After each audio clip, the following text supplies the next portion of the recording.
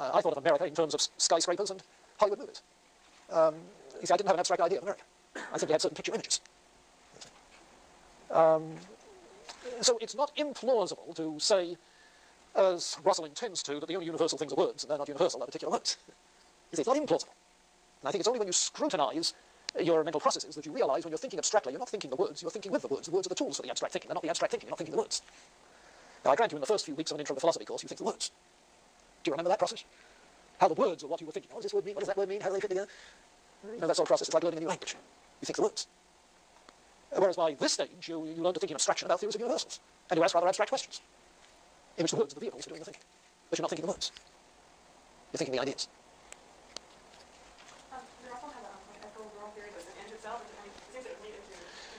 Yeah, we don't know much about Russellin's developed view, but I can tell you the way it developed when we get to William of Ockham. We'll deal with it more fully then. But essentially, what William of Ockham did was to develop what nowadays we call a divine command theory. What's your ethic? Well, what God tells you to do. It's an ethic of obedience to God's commands.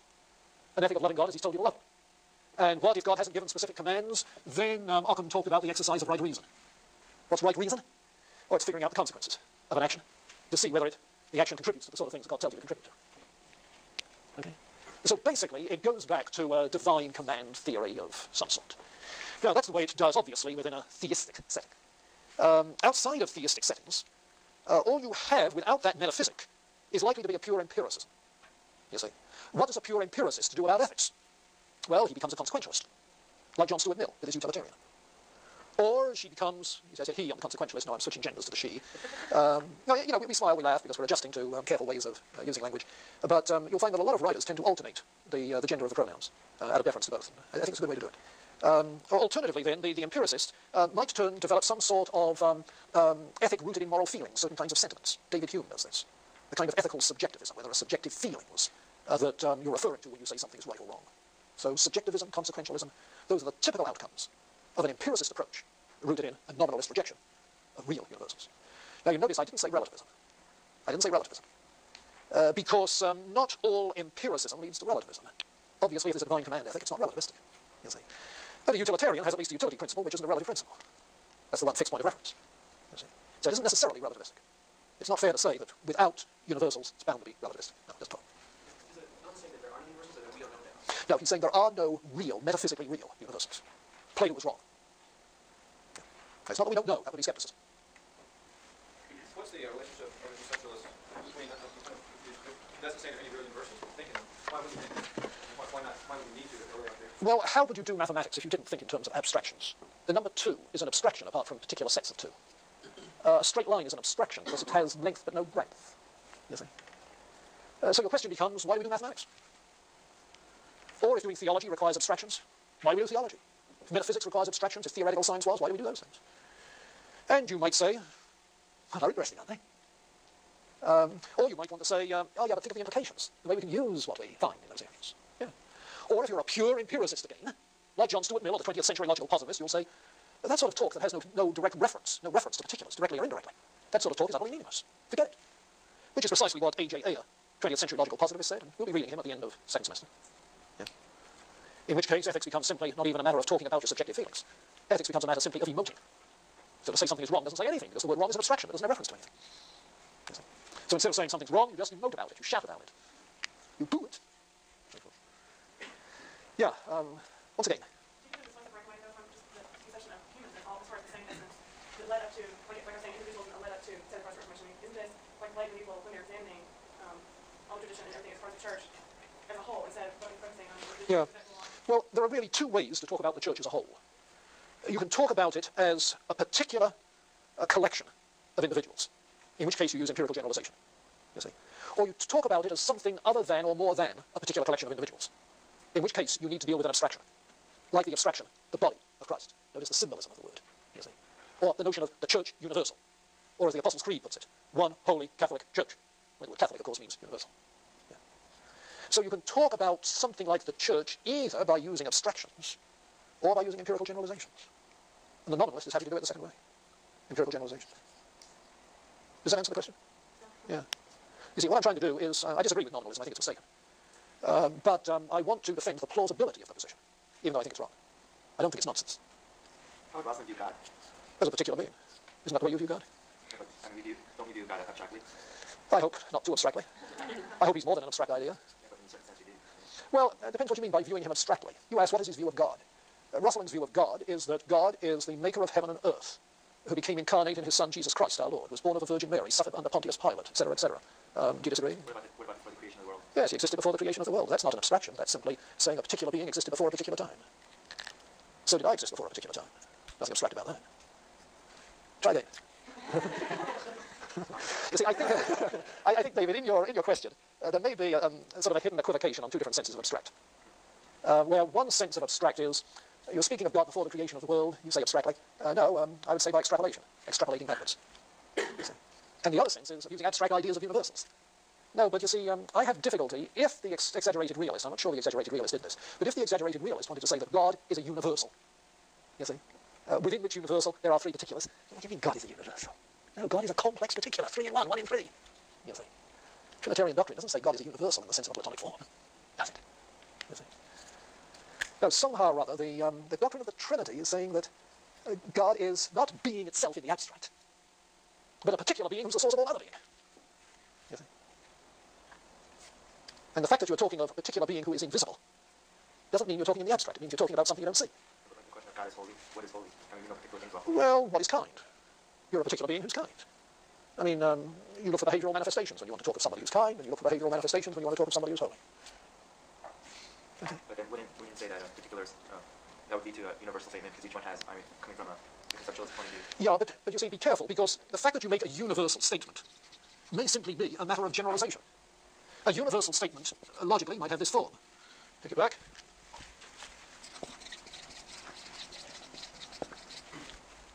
You see, that's a universal statement. Or another universal statement would be something like,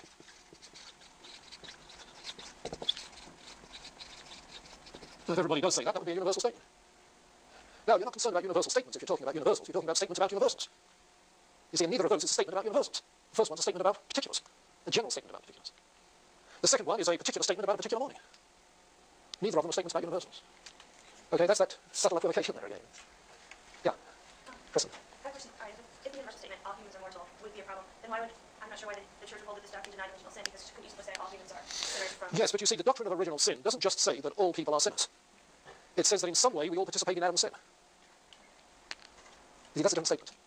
And to say participate in Adam's sin is like saying the particulars participating in a universal. You see? Yes, could well be. But what is the vehicle of participation? You see, is it that there is a common humanness, a common human nature, a real form immanent within, so that what Adam did messed up that one real form that we all have upon him? You see? Which is one way of doing it. Even though in the Tertullian tradition and the Stoic tradition, it would be the particular soul that contained all the souls of the successors that was messed up. You see, so that in the reproductive process we get messed up souls. You see, because in that Traducian theory, the souls as well as the bodies of all of a person's descendants are contained within the seed of the parent. You see? Yeah. And so the seeds carry the congenital weaknesses.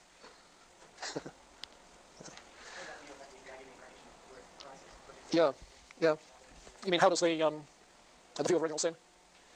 Yeah, the argument, if one takes the Traducian view that the seed of the father contains the souls of the descendants, and Jesus Christ did not have an earthly father, you see, then he was immune from inheriting original sin. So it ties in beautifully. Which is often what made certain theories attractive, that it tied in beautifully. Yes. Well, let's get back to universals, shall we? Fascinating things. It makes me wish that somebody at the conference this week were doing a paper on the logic of original sin in some of the medievals, but we don't have one of those. All right, now what about Aquinas in relationship to this theory of forms, these theories of forms? Now, can you hark back in your mind to what I was saying yesterday in surveying the beginnings of the medieval thought about the influence of the Aristotelian tradition? What I was saying was about Averroes, the Arabian philosopher, the Muslim philosopher, Averroes' interpretation of Aristotle, which involves the claim that matter is eternal and there is no individual immortality.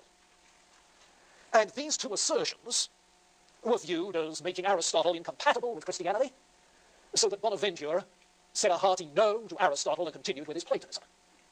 Actually, what Bonaventure proposes is that the archetypes, the forms as archetypes, are in the mind of God, so that a God who, like Aristotle's God, is thinking, is not just thinking on his own thinking processes, but is thinking on those archetypal ideas, those exemplars in his own mind. And inasmuch as those archetypes, those forms in the mind of God, are forms not only of species and genera, but of all particular qualities as well, it follows that God can think on every particular combination of qualities that is imaginable, and in that sense can think on every possible individual. God can know individuals.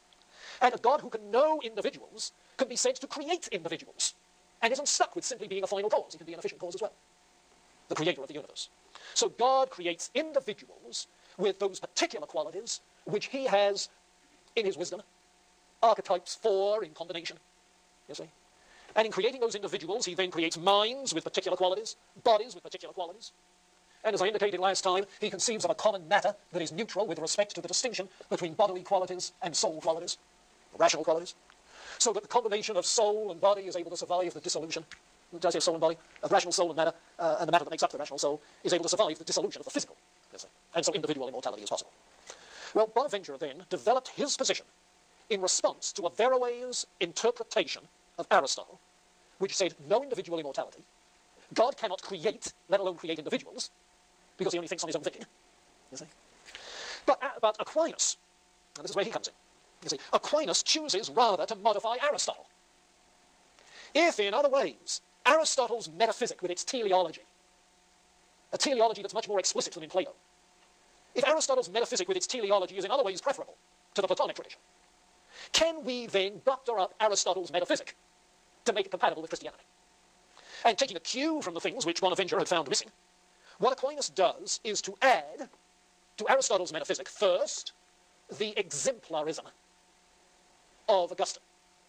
The view that forms are exemplars, archetypes, in the mind of the Logos.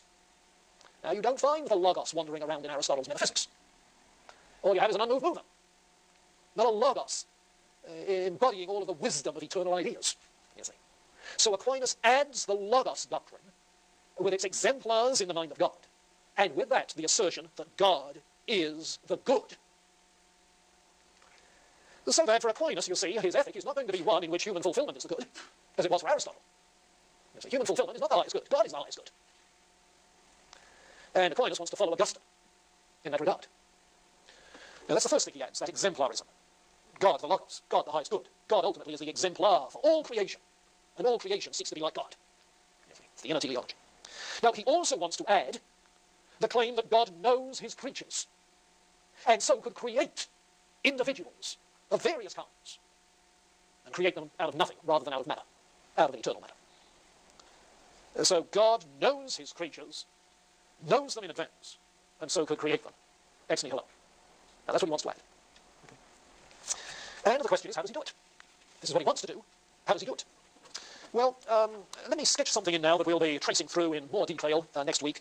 Let me first point out that his Summa Theologica, which is one of his two major works, we have some excerpts from it in the anthology, his Summa Theologica was written in response to Averroists, in response to people with that interpretation of Aristotle. Averroism, of course, among Christians, to handle the problems in Aristotle, had that doctrine of twofold truth. So that there are truths of faith and truths of reason. What then is the first topic that he takes up in his Summa Theologica? The relation of faith and reason. Yeah. Well, the Averroists had this insufficient, inadequate conception of God. What's the second topic he takes up in his Summa Theologica? The conception of God. And when we get to those 5 proofs of his that are famous for the existence of God, what I want to show you is that what he establishes is that you can use Aristotelian premises to argue for a non-Aristotelian God. Because the God that, in the conclusion of his proofs, is a God whose essence is to exist, a God who is the source of being as well as order and good, a God who knows exemplars, forms in his own mind, an intelligent God who directs all things for a purpose. Those are things about God which Aristotle couldn't say. In other words, the conception of God, even at the beginning of the Summa Theologica, is much more of God open to being the Christian God than is the case of Aristotle's unmoved mover. Now, what is the